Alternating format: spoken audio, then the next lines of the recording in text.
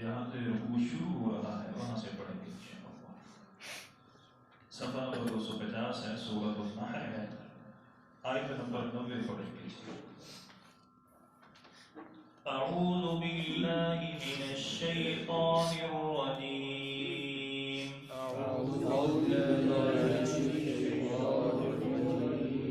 بسم اللہ الرحمن الرحیم،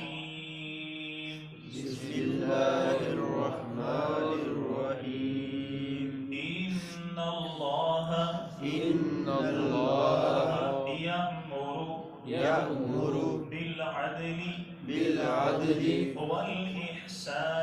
والإحسان وإيتاء ذي القربى وينهى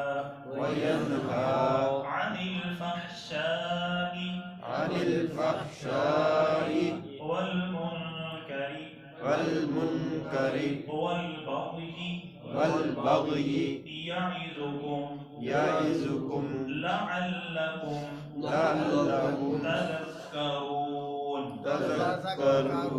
جزاکم اللہ، ان اللہ، بے شک اللہ سبحانہ و تعالی، یأمر، اس نے حکم دیا ہے، بالعدل، عدل کے ساتھ۔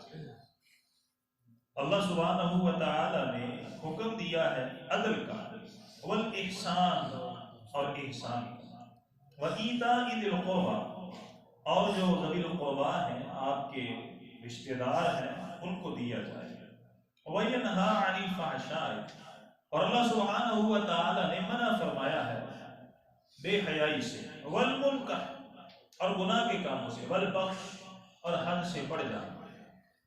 یعظکم، اللہ تعالیٰ ان اعمال کے ساتھ آپ کو نصیحت کرتے ہیں، واعظ کرتے ہیں، لعلکم تذکرون، تاکہ تم نصیحت حاصل کرو، غور و فکر کرو۔ جو پچھلی آیت ہم نے پڑھی تھی، اس میں اللہ تعالیٰ نے اس پورے رکوع کا خلاصہ بیان فرمایا، جو بالتفصیل الحمدللہ ہم نے سنا۔ اب اس آیت کی ابتدا میں اللہ سبحانہ و تعالی ہمیں چند کام کرنے کے بارے میں حکم بیان فرما رہے ہیں اور چند چیزوں سے منع فرماتے ہیں۔ ان اللہ یأمر بالعدل، ان میں سے پہلا حکم ہے عدل اور انصاف کرنے کا۔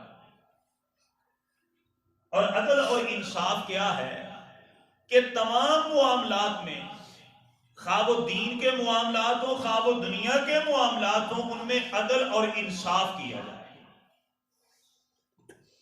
پیارے پیغمبر علیہ السلام نے بیان فرمایا، اور اللہ تعالیٰ سورہ البقرہ میں، سورہ المائدہ میں بیان فرماتے ہیں، یا ایھا الذین آمنوا کونوا قوامین للہ شہداء بالقسط ولا یجرمنکم شنآن قوم علی الا تعدلوا اعدلوا هو اقرب للتقوی۔ اللہ تعالیٰ فرماتے ہیں، ایمان والو، جب آپ کو گواہی کے لیے بلایا جائے تو گواہی انصاف کے ساتھ دو۔ یہ نہ ہو کہ تم کسی آدمی کے بہکاوے میں آ کر کے عدل اور انصاف اس کو اپنے ہاتھ سے چھوڑو۔ امام کائنات علیہ السلام کی حدیث بڑی معروف ہے، قبیلہ جو ہے نا کہ وہ عورت آئی جس نے چوری کی تھی، وہ سردار کی بیٹی تھی، اللہ کے نبی صلی اللہ علیہ وسلم نے فرمایا اس کے ہاتھ کو کاٹ دیا جائے۔ وہ آئے حضرت زید بن حارثہ کے پاس کہ آپ آئیں اور اللہ کے نبی سے سفارش کیجئے، یہ سردار کی بیٹی ہے۔ امام کائنات علیہ السلام نے فرمایا کہ اے میرے ساتھی، کیا تو اللہ تعالیٰ کی حدود میں سفارش کرتا ہے؟ آپ نے فرمایا واللہ اگر اس کی جگہ میری بیٹی فاطمہ بھی کرتی تو میں اس کا بھی ہاتھ کاٹ دیتا۔ عدل اور انصاف برابر ہے، اس میں یہ نہیں دیکھا جائے گا کہ یہ قریب طرح ہے، یہ فلاں، نہیں، عدل اور انصاف میں سارے برابر ہیں۔ والاحسان، اور اللہ احسان کرنے کا حکم دیتے ہیں۔ اور یاد رکھیں، اولاد میں بھی عدل اور انصاف کرنا چاہیے، پیار اور محبت میں۔ بڑا معروف واقعہ ہے، پیارے پیغمبر علیہ السلام بیٹھے ہوئے ہیں، آپ کے پاس ایک آپ کے ساتھی بیٹھے ہوئے ہیں، اس کا بیٹا آیا، وہ بھاگ کے گیا، اپنے بیٹے کو سینے سے لگایا، اس کی پیشانی پر بوسہ دیا، اپنی گود میں لے کے بیٹھ گیا۔ اس کی بیٹی آئی، نہ وہ کھڑا ہوا، نہ اپنی بیٹی کو پکڑا، نہ ہی اسے بوسہ دیا، اس کی بیٹی خود آ کے گود میں بیٹھ گئی۔ اللہ کے نبی صلی اللہ علیہ وسلم نے فرمایا اے میرے ساتھی، تو نے اپنی اولاد میں عدل اور انصاف کیا نہیں کیا؟ ہر معاملے میں عدل اور انصاف ہے، والاحسان، اور احسان کیا جائے۔ احسان کا معنی بڑا وسیع ہے۔ احسان یہ بھی ہے کہ جب نماز پڑھی جائے تو کامل دھیان اور توجہ کے ساتھ اس گمان اور یقین سے نماز پڑھی جائے کہ ہم اللہ کو دیکھ رہے ہیں، اور اگر یہ گمان نہیں تو اتنا یقین بنایا جائے کہ ہمارا خالق مالک ہمیں دیکھ رہا ہے۔ بڑی معروف روایت ہے، صحیح بخاری اور مسلم میں ہے، جب حضرت جبرائیل امین آئے تھے انسانی شکل میں دین سکھانے کے لیے، اللہ کے نبی صلی اللہ علیہ وسلم کے سامنے دو زانو ہو کر کے بیٹھ گئے، ایک سوال کیا، انل احسان، اللہ کے نبی احسان کیا ہے؟ اللہ کے نبی صلی اللہ علیہ وسلم نے فرمایا ان تعبد اللہ کأنک ترا، عدل و انصاف یہ ہے، آپ نے فرمایا احسان یہ ہے کہ تو اللہ کی عبادت اس طرح کر جس طرح تو اپنے رب کو دیکھ رہا ہے۔ اگر تجھ میں یہ گمان نہیں بنتا، یقین نہیں بنتا، یہی یقین بنا کہ تیرا رب تجھے دیکھ رہا ہے۔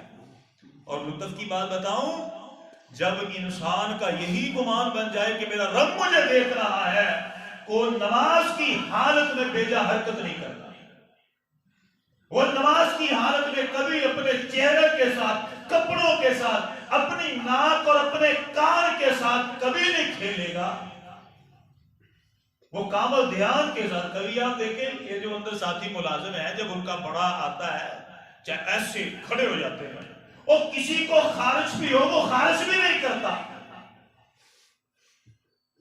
میں نے آپ کو بتلایا ایک دفعہ میرے اوپر ایک ساتھی نے پرچہ کروا دیا، میں گیا ادھر جج کے سامنے پیش ہونے کے لیے، وہاں پر اس کا منشی کھڑا تھا، مجھے کہنے لگا جی حضرت جی آپ کے پاس موبائل ہے؟ میں نے کہا جی، کہنے لگا ابھی اسے بند کر لیں، اگر وہاں پر یہ ٹیون چل پڑی تو معاملہ اور خطرناک ہو جائے گا۔ اللہ اکبر، اور لوگوں کے سامنے کھڑا ہونا ادب، لوگوں کے دربار میں جانا موبائل بند، اور جب اللہ کے دربار میں آنا ہے، میں تو کئی دفعہ سوچتا ہوں پتہ نہیں وہ چالو کر کے آتے ہیں لوگ، شاذ و نادر ہی ہے کوئی نماز کے جس میں کسی کا موبائل نہ چلے، یا جس نماز میں مسلمان کوئی بیجا حرکت نہ کرے۔ وہ ہمارے جو ساتھی تھے، اللہ ان پر رحم نازل فرمائے، وہ سنیں کہ جب ان تک ویڈیو جائے گی، وہ مجھے کہا کرتے تھے قاری صاحب اللہ کی قسم اگر پیارے پیغمبر کے دور میں یہ موبائل ہوتا، اللہ کے نبی فرماتے اپنی صفحے درست کر لو اور اپنے موبائل بھی بند کر لو۔ اب جتنے یہ موبائل چلتے ہیں، ہر نماز میں موبائل، ہر نماز میں موبائل۔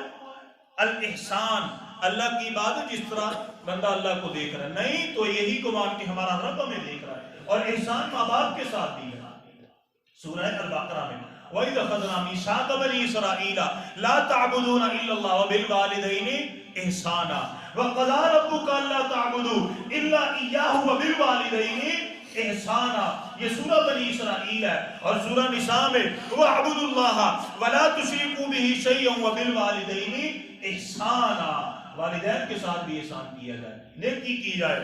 وَإِيتَاءِ ذِي الْقُرْبَىٰ، اور جو ذوی القربہ ہیں، آپ کے رشتہ دار ہیں، قریبی ہیں، ان کے ساتھ تعاون کیا جائے، خصوصاً ان حالات میں اپنا صدقہ، اپنی خیرات، اپنی زکوٰۃ اپنے ان سفید پوش رشتہ داروں تک پہنچائیے کہ واللہ جو بھوکے اپنے گھر میں راتیں گزارتے ہیں، وہ جو بیمار پڑے ہوئے ہیں، جن کی بیٹیاں جہیز نہ ہونے کی وجہ سے اپنے گھر میں بوڑھی ہو رہی ہیں، جنہوں نے اپنے بچوں کی فیس جمع نہ کروائی، سکول سے جواب ہو گیا، آج وہ کسی چائے کے کھوکے کے اوپر برتن دھو رہے ہیں، کسی کی بیٹی کسی کے گھر میں ملازمت کرتی ہے، واللہ ان لوگوں تک یہ صدقہ خیرات اور زکوٰۃ پہنچائیں۔ اللہ کے نبی نے فرمایا عام کو دو گے ایک ثواب، اور اگر رشتہ دار کو دو گے دوہرا ثواب۔ وَيَنْهَا عَنِ الْفَحْشَاءِ، اور اللہ تعالیٰ منع فرماتے ہیں بے حیائی سے۔ اللہ نے قرآن میں فرمایا وَلَا تَقْرَبُوا الزِّنَا، اللہ فرماتے ہیں بے حیائی کے قریب نہ، إِنَّهُ كَانَ فَاحِشًا، یہ بری چیز ہے۔ اور میرے محترم بھائیو، جو بندہ بے حیائی سے بچتا ہے، اللہ تعالیٰ حضرت یوسف علیہ السلام کی طرح اسے بڑی عزتیں، بڑی شانیں، اللہ بڑا مقام عطا فرماتے ہیں۔ اور میرے محبوب پیغمبر کا ایک وصف تھا کہ میرے محبوب پیغمبر نے اپنی کلی زندگی میں کبھی کسی عورت کی طرف نظر اٹھا کے دیکھا نہیں۔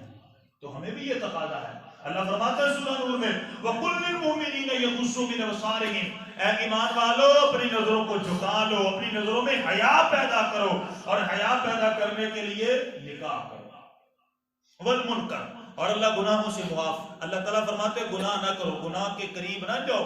امام کائنات علیہ السلام نے فرمایا کبھی بھی کسی گناہ کو حقیر سمجھ کے کرنا نہیں ہے۔ چھوٹے چھوٹے گناہوں سے بندہ بڑے گناہوں کی طرف جاتا ہے۔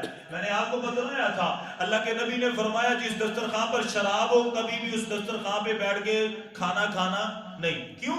جس بندے نے کبھی شراب نہ پی ہو اسے شراب کی بدبو محسوس ہوگی، لیکن اگر وہ اس دسترخوان پہ بیٹھ کے کھانا کھائے گا آہستہ آہستہ وہ بدبو اس کی ذہن سے نکل جائے گی۔ پھر کیا ہوگا؟ وہ کہے گا بدبو تو آتی نہیں، چلو ایک کو گھونٹ لگاؤ، ایک آدھ گھونٹ سے چلتا چلتا پھر وہ پکا شرابی ہو جائے گا۔ والبخش، اور اللہ تعالیٰ ہمیں سرکشی سے منع فرماتے ہیں۔ سرکشی ہر معاملے میں، حد سے بڑھ جانا، خواہ وہ کسی کی محبت میں ہو، کسی کی عقیدت میں ہو، خواہ وہ عبادت میں ہو، خواہ وہ گناہ میں ہو، اللہ فرماتے ہیں والبغض، حد سے بڑھنے سے اپنے آپ کو بچا لو۔ یعظکم، اللہ اس کے ساتھ مجھے آپ کو نصیحت کرتے ہیں، کیوں؟ لعلکم تذکرون، تاکہ تم نصیحت حاصل کرو۔ اللہ تعالیٰ ہمیں نصیحت حاصل کرنے کی توفیق عطا فرمائے، آمین ثم آمین۔ تو جو نماز سے الحمدللہ وہ ہم نے سمی اللہ لمن حمدہ کی پڑھا، آج ہم جائیں گے سجدے میں۔ اللہ اکبر، اللہ ہی سب سے بڑا ہے۔ 3 مرتبہ پڑھیں گے سجدے میں، سبحان ربی الاعلیٰ، سبحان پاک ہے، ربی میرا رب، الاعلیٰ بہت بلند و بالا ہے، سبحان ربی الاعلیٰ میرا رب پاک بھی ہے بلند و بالا بھی ہے، میرا رب پاک بھی ہے بلند و بالا بھی ہے۔ اللہ اکبر، اللہ ہی سب سے بڑا ہے۔ 2 دعائیں ہیں، رب اغفر لی، رب اغفر لی، اے میرے پالنے والے مجھے بخش دے، اے میرے پالنے والے مجھے بخش دے۔ دوسری دعا بڑی پیاری ہے، وہ پڑھنی چاہیے، اللہم اغفر لی، اے میرے رب، اے میرے اللہ مجھے بخش دے، ورحمنی، مجھ پر رحم نازل فرما، وجبرنی، میرے نقصانات پورے فرما، وہدنی، مجھے ہدایت کامل عطا فرما، وعافنی، مجھے صحت اور عافیت اور تندرستی عطا فرما، ورفعنی، مجھے رفعت اور بلندی اور عزت عطا فرما، ورزقنی، اور مجھے رزق حلال عطا فرما۔ آمین، وآخر دعوانا الحمدللہ رب العالمین، جزاک اللہ۔